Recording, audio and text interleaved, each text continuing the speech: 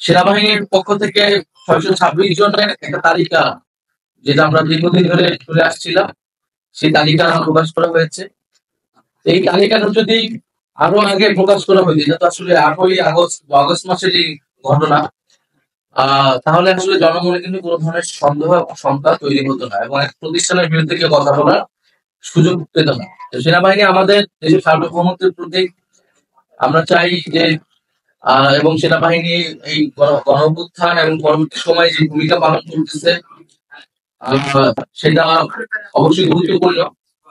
কিন্তু একই সাথে আমাদের রাজনৈতিক ইতিহাসে আমরা বিভিন্ন সময় দেখেছি সেনাবাহিনীর সাথে রাজনীতির একটা সম্পর্ক কখনো কখনো তৈরি হয়।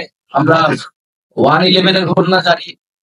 এই সকল ঘটনা কিন্তু আমাদের গণতন্ত্রের জন্য, আমাদের রাষ্ট্রের জন্য এবং আমাদের সেনাবাহিনী প্রতিষ্ঠান হিসেবে কারোর জন্য কিন্তু কখনোই ভালো ফলাফল নিয়ে আসেনি।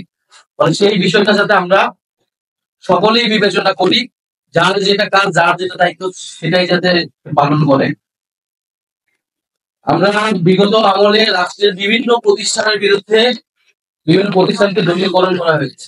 আমলাতন্ত্র, পুলিশ, সেনাবাহিনী এবং নানা ধরনের তাদেরকে যে মানবতা বিরোধী কাজের অভিযোগ তাদের বিরুদ্ধে রয়েছে। ফলে প্রত্যেকটা প্রতিষ্ঠানই এই সময়টা এসে একটা বিচারের মধ্য দিয়ে যারা অভিযুক্ত তাদেরকে শাস্তি করবে এবং প্রতিষ্ঠানগুলোকে রাষ্ট্রীয় জনগণের প্রতিষ্ঠান হিসেবে পুনঃপ্রতিষ্ঠা করবে, এটাই আমাদের প্রত্যাশা।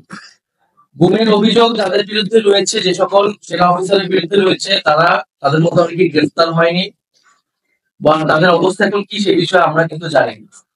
ফলে এই বিষয়গুলো সুস্পষ্ট করলে সেনাবাহিনী প্রতিষ্ঠান হিসেবে আরো বেশি জনগণের আস্থার জায়গাটা পাবে এবং আমরা সেই আস্থার জায়গাটাকে সেনাবাহিনীকে দিতে চাই।